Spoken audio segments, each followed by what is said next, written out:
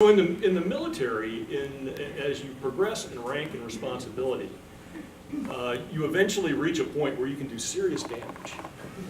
And so the way the Army mitigates this is to assign you a deputy, usually a really good deputy. Now, over the course of my career, I've had 6 deputies. 4 of them are here today, and I'd like you gentlemen to stand, please. Dean, on your feet. Okay. Where's Foster? You're here somewhere. Don't try to hide. Okay. Have a seat. These men were not just great deputies because they did what I asked them to do. It went far beyond that. I have, this won't come as a surprise to those of you who know me well, but I have some serious weaknesses. I have some great shortcomings. And the things these deputies did was identify my shortcomings early and morph themselves into whatever I needed to be but couldn't be. Even if it wasn't necessarily what they were. They became what I needed to be and what we needed to be as a leadership team to get the job done effectively. And I will tell you, General P. referenced my evaluations. Those evaluations really should have been dual because with each one of the 4 of you who are here today, including Dane Getz, Lieutenant Colonel Getz, who was my deputy on 2 different occasions, and there's a special place in heaven for you. We worked effectively and we accomplished the mission, regardless of the type of unit we were in, the situation we're in. I am deeply indebted to each of you. You are on my short list. If I had thought about it a little more ahead of time, I'd have had you sitting up here closer to the front row because those are the seats that you earn and deserve. I've had so many phenomenal mentors along the way as well, and in a way, almost every one of you here has mentored me in some way. Certainly on the civilian side, the military side, there are a couple of mentors I want to specifically call out. General Glanville, I met you, sir, when you were a senior captain. I was a junior captain, and you've been on my speed dial ever since. You've given me phenomenal advice, very personal advice. You keep inviting me to that one restaurant, it's got the scary sign on the door, no guns inside, like you can have them on the outside. But a lot of high quality mentoring has taken place in that particular practice spot. And is Colonel Curtis Boren here? Colonel Boren. When I get back from Iraq, I was a little bit crispy. I'd been away from my family, away from my practice. I'm trying to get my head back in the game, trying to deal with nasty letters from opposing counsel about stuff that didn't really matter, and I was having a little bit of a struggle. And at home, it's not easy when you're gone. I mean, those of you who've been deployed completely understand. I'm gone for a year, and all of a sudden I'm home. What's changed? Do I still take out the garbage? You still take out who's doing what? And I had a military education requirement in front of me called Command and General Staff College, and I probably wasn't going to do it. Colonel Boren reached out to me just to touch base, and I kind of spilled my guts, told him the struggles I was having, the challenges, and the fact that I was considering not staying in the Army. He at that time was at Forces Command. He brought me over there in an IMA position, gave me a job there that I could manage. Then he pulled me aside and he said, "But your real job here is to complete CGSC. Come in the evenings, do it, get it done." And sir, if you hadn't done that, if you hadn't kind of looked beyond your own needs in the office, if you hadn't put your arm around me and pulled me along, you'd have saved yourself a plane ticket today. But I'm glad you did. Thank you so much. And I think of that example frequently when I'm working with my younger troops. So I appreciate that much.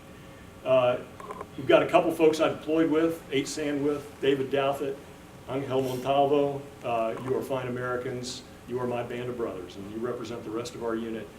Special bond. We've got the unit is based in Puerto Rico, so they have some challenges down there that you're aware of, and there were a number of them who intended to come here but just simply can't because of the difficulties they're having.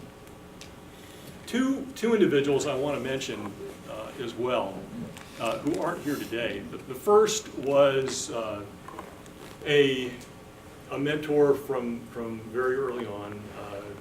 Lieutenant Colonel retired, Air Force Lieutenant Colonel retired, David G. Kessner. He was VMI class of 53, and in my hometown, he was all things VMI. So whenever a kid came up on the radar as having any interest in VMI, Dave took it upon himself to find that kid and talk to him, have the talk. You know. He came over to my house. My parents disappeared somewhere. They wanted no part of this. We went down to the basement, and we had these yellow Naugahyde love seat and couch, and we sat there. And he leaned forward, and he had a bourbon in one hand and a cigarette in the other hand. He was waving both around. I was scared to death. He got done with our conversation, and I guess I impressed him enough that he decided he was going to take me on. So he took me down there. It helped me get into the school, helped me stay in when I was thinking about not staying in. And after that became just a great friend and mentor, a guy who was really another family member. He promoted me to major and then passed away not long after that. But every week, at least once, I look at the phone on my desk and have the urge to pick up the phone and just call him. So he's looking down, and I think heaven is a no-smoking area, but I'm sure he's got a bourbon.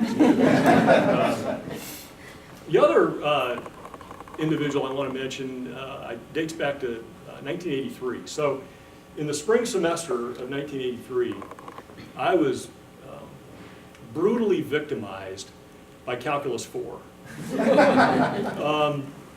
So much so, and I knew how the movie was going to end early on. So I went ahead and signed up for summer school early in the semester, early enough to get one of the very few air-conditioned jobs, summer jobs at VMI. The electrical engineering major, was going to be a tour guide at the George C. Marshall Research Library and Museum. Now, if the Marshall Museum has not been a part of your family's vacation plans, you're not alone.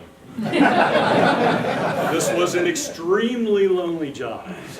4 hours every afternoon, and there is a limit to how long you can sit at a desk waiting for a door to open that never opens and practice calculus problems. So I eventually asked the curator of the museum, is there anything else I can do? He came back the next day with a stack of legal pads, a pen. He said, follow me. He took me down to a room that, I don't know, maybe half the size of this room, pretty big room. It was dark, no windows. Flipped on the light switch, and there were just boxes of all shapes and sizes piled up all over the place. It seems that when the Marshall Museum opened in 1953, General Marshall was still very much in the American public consciousness. President Truman had identified him as the greatest man of that generation, which is high praise considering the men who lived in that generation. But when this opening of this museum was publicized, people who knew General Marshall from all walks of life began boxing stuff up and just sending it to the museum. Well, the museum didn't have the staff to open all these boxes and categorize all this stuff, so they just piled it up in this basement storeroom. But they were curious about what was in these boxes. So that was my job. Took the legal pad, I opened the boxes, I pulled the documents out. I saw stuff from elementary school, I saw notes from girlfriends, I saw records from his time as a cadet, his time as a junior officer, evaluation reports, all the way through. I didn't know he was director of the Red Cross. He was director of the Red Cross at one point, and Secretary of Defense, Secretary of State, and then as a very active private citizen. I became fascinated with this man, and it didn't dawn on me until probably, I don't know, 5, 6, 7, 8 years later, that when I faced a difficult situation, when I had a dilemma that I didn't know how to handle, I would sometimes ask myself, what would General Marshall do? What would Lieutenant Marshall do? What would Major Marshall do? And it dawned on me then that during the summer of '83, in that dank, dark basement room with this wealth of documents that would have made his most fervent biographer green with envy, I was mentored by one of the greatest Americans who ever lived. I still think back on the way he conducted his own business, the way he handled things, the way he made decisions, the way he evaluated situations and problems, and the way he put others' interests ahead of his as a hallmark. So, fast forward 30 couple years to a month or two ago, I was making my first visit to the Pentagon. And old friend, Staff Sergeant Valega, met me at the Visitor Center, and we're winding around, and we're up escalators and down escalators and left turns and right turns. She finally says, one more turn, and that's the hall where you're going to be. And I said, well, that's just great. So we turn in the corner, and above the wall, the hall, the corridor as they call it, is Marshall Corridor. And I look, And on the left and right side of the wall are pictures of General Marshall from the time he was a kid at one end to his interment in the Capitol at the other end. And I just froze. You know, have you been to one of those haunted houses where you walk and like there's a portrait on the wall and the eyes are fine? I felt like I was home. What a powerful, powerful reminder of the principles that all senior leaders are called to follow. And it'll be a daily reminder to me. Just so very proud. So, General Marshall, I know you're looking down. Thank you, sir. I appreciate it. And you're always on my mind.